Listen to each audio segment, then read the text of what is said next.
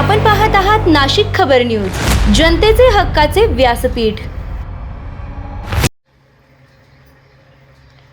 150 दिवसांच्या ई-गव्हर्नन्स कार्यक्रमाअंतर्गत राज्यातील सर्वोत्तम पोलीस आयुक्त कार्यालय म्हणून नाशिक पोलीस आयुक्तालयाची निवड झाल्यानं शहराच्या शिरपेचात मानाचा तुरा रोवला गेलाय। माननीय मुख्यमंत्री देवेंद्र फडणवीस यांच्या हस्ते नाशिकचे पोलीस आयुक्त संदीप कर्णिक यांना या उल्लेखनीय कामगिरीबद्दल सन्मानित करण्यात आलंय। राज्यभरातील विविध पोलीस आयुक्तालयांच्या कामकाजाचा आढावा घेतल्यानंतर ई-गव्हर्नन्सची प्रभावी अंमलबजावणी, पारदर्शकता आणि नागरिकाभिमुख सेवा या निकषांवर नाशिक पोलीस आयुक्तालयानं अव्वल स्थान पटकावलंय।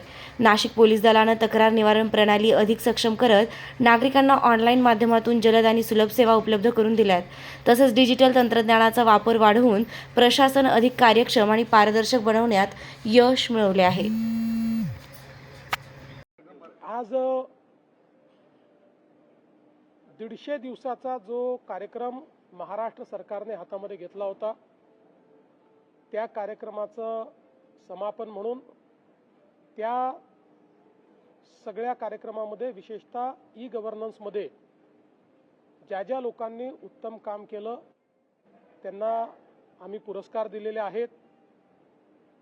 उत्तम डिपार्टमेंट्स, उत्तम सेक्रेटरीज, उत्तम कमिशनर्स, उत्तम पोलीस कमिशनर्स, उत्तम एसपीज, त्याचप्रमाणे वेगवेगळे कमिशनरेट्स, अशा सगळ्या कॅटेगरीजमध्ये ज्यांनी चांगलं काम केलं आहे त्यांचा आज आम्ही सत्कार केलेला आहे। विशेषतः HR क्षेत्रामध्ये या 150 दिवसामध्ये खूप चांगलं काम झालेलं आहे। जवळपास सगळ्या विभागाचे नवीन आकृतीबंध तयार झालेले आहेत, रिक्रुटमेंट रूल्स नव्याने तयार झालेले आहेत, HR सिस्टीम्स उभ्या राहिल्या आहेत। 40,000 लोकांचं प्रमोशन हे आपण त्यानिमित्ताने करू शकलेलो आहे।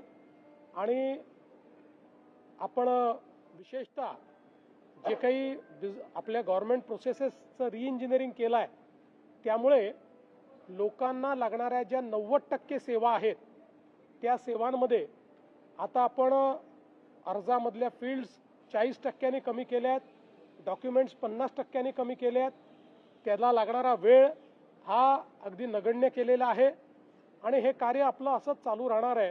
आणि म्हणूनच आज या सगळ्या आमच्या चांगलं काम करणाऱ्या अधिकाऱ्यांचा सत्कार आपण केलेला आहे।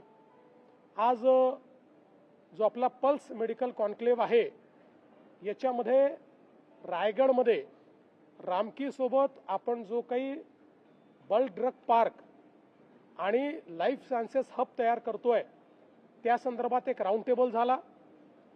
आपल्या त्या ठिकाणच्या